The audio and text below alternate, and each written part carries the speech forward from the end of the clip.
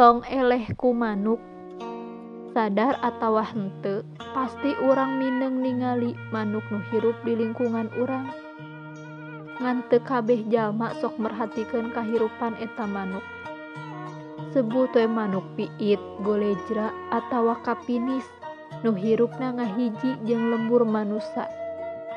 Padahal mun ngahaja ku urang dititeunan geuningan, loba pisan kalakuan manuk anu bisa diterapkeun dina kahirupan manusa.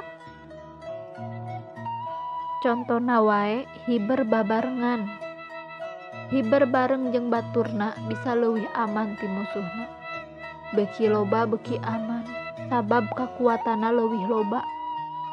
Sok sanajan loba bari hiber bareng ti awang-awang, tapi can kacaritakeun aya manuk tabrakan di luhur. Tah jigana mun manusa bisa ngahiji sauyunan mah bari teu parasea, hirup teh bakal leuwih aman jeung leuwih tentrem. Ngurus anak nepi ka bisa hiber. Ieu memang geus jadi naluri ampir sarua jeung makhluk nu sejena. Ngan ari manuk mah sok nyingleuleuman enog nepi ka megar, ngurus anakna nepi ka gede, jeung ngajarkeun nepi ka bisa hiber. Sok sanajan enog nu disingleuleuman teh lain enog sorangan. Jalma oge kudu mampu ngurus budak nepi ka bisa mandiri. Teu cukup ku daharna wungkul, tapi kudu dibarengan ku didikan, etika jeung agama, pikeun bekel kahirupanana jaga. Hiji deui, kudu bisa nguruskeun anak yatim saperti ngurus anak sorangan. Kumaha we manuk anu tadi nu nyingleuleuman endog manuk anu sejen. Manuk mah teu digawe 24 jam.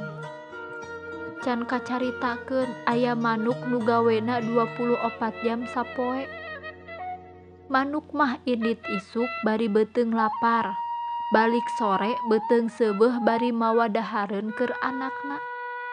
Tuluy istirahat ngareureuhkeun awak, persiapan jang ikhtiar deui isukan.